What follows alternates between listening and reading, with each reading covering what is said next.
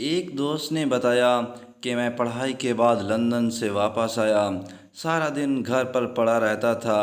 ایک دن میری والدہ نے مجھ سے کہا، دوڑ کر جاؤ اور ہمسایوں سے تھوڑا سا نمک مانگ کر لے آؤ۔ میں نے حیرت سے ماں کی طرف دیکھا اور کہا، امی جی، آپ کل ہی نمک لے کر آئی ہیں، وہ کہاں گیا؟ اور دوسرا، اللہ کا ہم پر بڑا احسان، بڑا کرم ہے، ہم ہمسایوں سے نمک کیوں مانگ رہے ہیں؟ میری ماں نے ہنس کر کہا، تم پہلے نمک لے کر آؤ، میں تمہیں پھر بتاؤں گی۔ میں برا سا منہ بنا کر چلا گیا۔ ہمارا ہمسایہ بہت غریب تھا، اس کا دروازہ تک ٹوٹا ہوا تھا۔ میں نے اس کی کنڈی بجائی، خاتون خانہ باہر آئی۔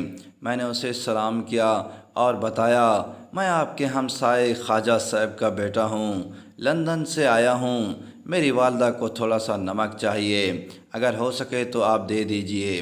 خاتون کے چہرے پر مسکراہٹ آ گئی، وہ اندر گئی، چھوٹی سی کٹوری میں تھوڑا سا نمک ڈال کر لے آئی اور مسکرا کر بولی، بیٹا امی کو میرا سلام کہنا اور پھر کہنا، آپ کو اگر مزید بھی کسی چیز کی ضرورت ہو آپ منگوا لیجئے گا، میرے پاس آج فریش بھنڈیاں بھی ہیں۔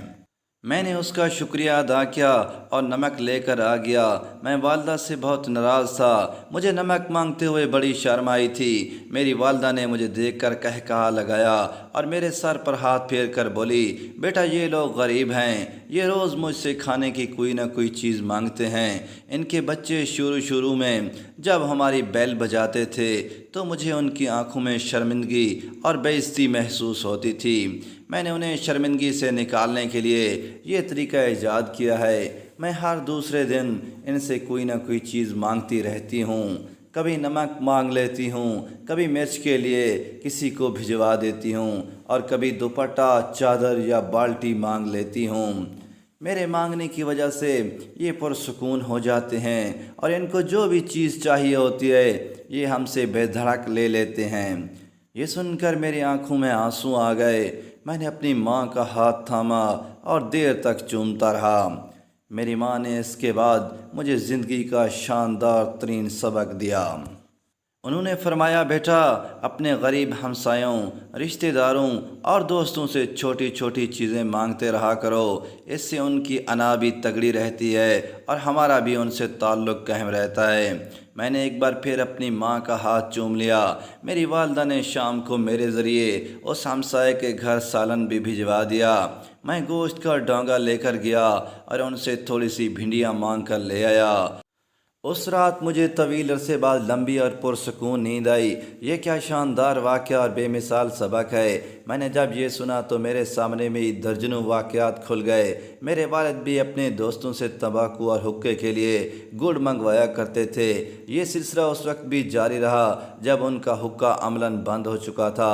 ہمارے گھر میں 10-15 کلو تمباکو ہر وقت رہتا تھا، مگر وہ اس کے باوجود مزید منگواتے رہتے تھے۔ میں نے ایک دن ان سے اس عجیب و غریب شوق کے بارے میں پوچھا تو انہوں نے ہنس کر جواب دیا، میرے دوست بوڑھے ہو چکے ہیں، یہ اکیلے بھی ہیں اور یہ زندگی کی دوڑ میں پیچھے بھی رہ گئے ہیں۔ مجھے تمباکو پہنچانا ان کی زندگی کی واحد ایکٹیویٹی ہے۔ میں انہیں فون کر کے فرمائش کرتا ہوں تو یہ خوش ہو جاتے ہیں۔ یہ اس بہانے اسلام آباد آ جاتے ہیں۔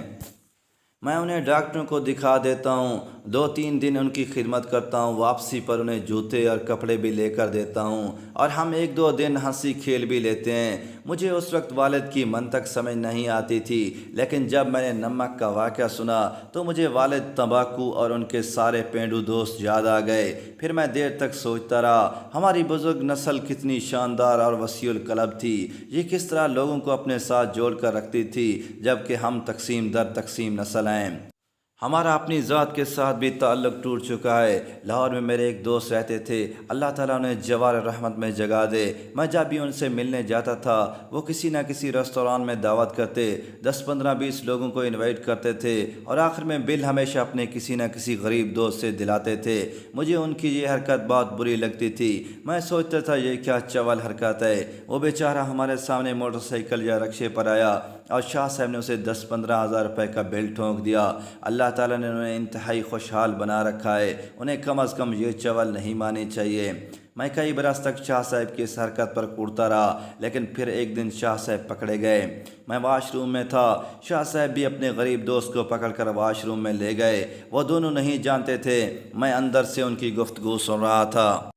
شاہ صاحب نے اپنی غریب دوست کی ٹھوڑی کو ہاتھ لگایا اور اس سے کہا، یار حماد بہر میرے دوست ہیں، یہ مجھے بل نہیں دینے دیں گے، تم یہ پیسے رکھو اور جب ویٹر بل لائے تو تم بل پکڑ کر زبردستی ادا کر دینا۔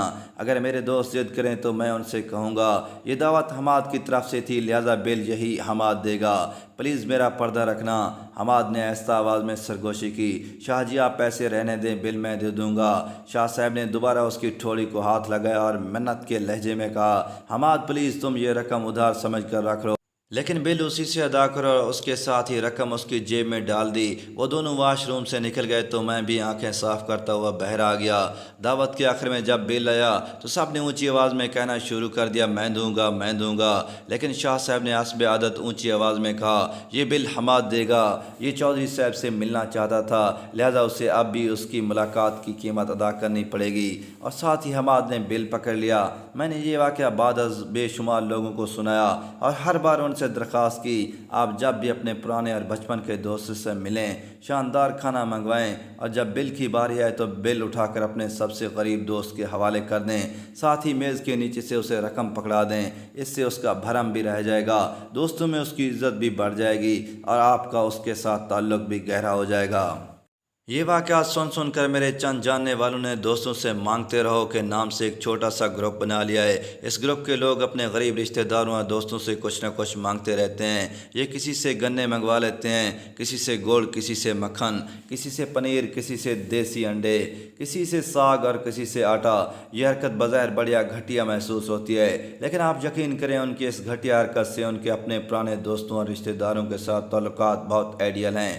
یہ لوگ دوستوں سے دال، ساگ اور گڑ مانگتے ہیں اور دوست جواب میں ان سے دوائیاں، بچوں کی فیس اور بیٹیوں کے جہیز مانگ لیتے ہیں، اور یہ لوگ دوستوں کو مہینے 2 مہینے بعد کپڑے، جوتے، سویٹر اور رضائیاں بھی بھجواتے رہتے ہیں۔ آپ خود سوچئے، یہ لوگ اگر ان سے گڑ نہیں مانگیں گے تو یہ غریب دوست ان سے اپنی تکلیف اور ضروریات کا ذکر کیسے کریں گے؟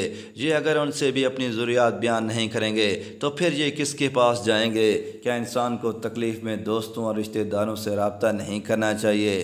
دوسری چیز، آپ لوگ اپنے ہمسایوں سے بھی کچھ نہ کچھ مانگتے رہا کریں، اس سے آپ کے تعلقات دیواروں تک محدود نہیں رہیں گے، یہ صحن اور ڈائننگ روم تک چلے جائیں گے۔ لیکن اس کے لیے ایک بات کا خاص خیال رکھیں، پنجاب کی پرانی روایت تھی، ہماری دادیاں اور نانیاں دوسروں کا برتن خالی واپس نہیں بھجواتی تھیں۔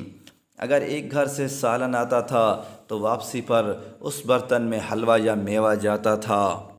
آپ بھی ہمسایوں سے مانگیں اور واپسی پر اس برتن میں زیادہ بڑی اور شاندار چیزیں بھجوائیں، اس سے آپ کے تعلقات میں بھی اضافہ ہوگا اور اجنبیت کی دیواریں بھی گر جائیں گی۔ اور آخری بات، آپ کو جب بھی کوئی شخص کھانے کی چیز بھجوائے تو لوگوں کے درمیان اس کی جی بھر کر تعریف کریں۔ یہ یاد رکھیں، ہم انسانوں کی فطرت ہے، ہم ہمیشہ دوسروں سے کھانے کی چیز کی تعریف چاہتے ہیں۔ آپ ذرا یاد کریں، لوگوں نے جب بھی آپ کے کھانے کی تعریف کی تھی تو آپ کو کیسا لگا تھا؟ آپ کو اگر اچھا لگا تھا تو آپ بھی یہ کہہ کر دیکھیں، دوسروں کو بھی بہت اچھا لگے گا۔ اور یہ بھی یاد رکھیں، ہم سماجی جانور ہیں، ہم دوسروں سے کٹ کر نہیں رہ سکتے، ہماری ساری خوشیاں دوسروں کے دلوں سے نکلتی ہیں، لہٰذا لوگوں سے رابطے میں رہا کریں۔ خوش رہیں گے، ورنہ اپنی ہی ذات میں قید تنہائی کا شکار ہو کر گھٹ گھٹ کر فوت ہو جائیں گے۔ دوستو، اللہ کریم آپ سب کے لیے عمل کرنا آسان فرمائے، آمین یا رب العالمین۔